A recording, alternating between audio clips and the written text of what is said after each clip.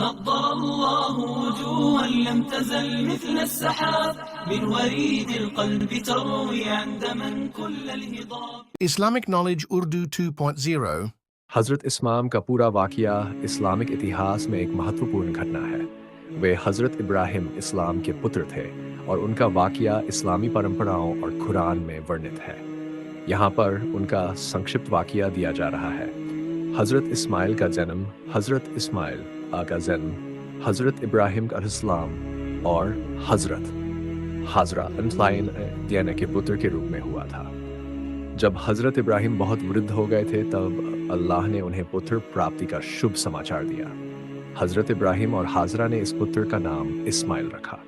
مکہ میں حضرت حاضرہ اور حضرت اسماعیل، اللہ کے حکم سے حضرت ابراہیم اپنی پتنی حاضرہ اور چھوٹے بیٹے اسماعیل کو مکہ کی ویران اور سنسان گھاٹی میں چھوڑ آئے۔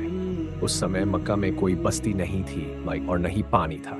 جب حاضرہ اور اسماعیل کے پاس کا پانی ختم ہو گیا، حاضرہ پانی کی تلاش میں صفا اور مروہ پہاڑیوں کے بیچ دوڑی۔ یہ دوڑ 7 بار ہوئی۔ آخرکار اللہ نے ایک چمتکار کے روپ میں زمزم کا چشمہ پرکٹ کیا جس سے پانی نکلنے لگا۔ یہی پانی آج بھی زمزم کے نام سے جانا جاتا ہے اور لاکھوں حاجیوں دوارا پیا جاتا ہے۔ حضرت ابراہیم کا سپنا اور قربانی کا حکم۔ جب حضرت اسماعیل علیہ السلام اب بڑے ہو گئے تو اللہ نے حضرت ابراہیم کو سپنا دکھایا جس میں انہیں اپنے بیٹے کی قربانی دینے کا حکم دیا گیا تھا۔ حضرت ابراہیم نے اپنے بیٹے حضرت اسماعیل سے اس بارے میں بات کی۔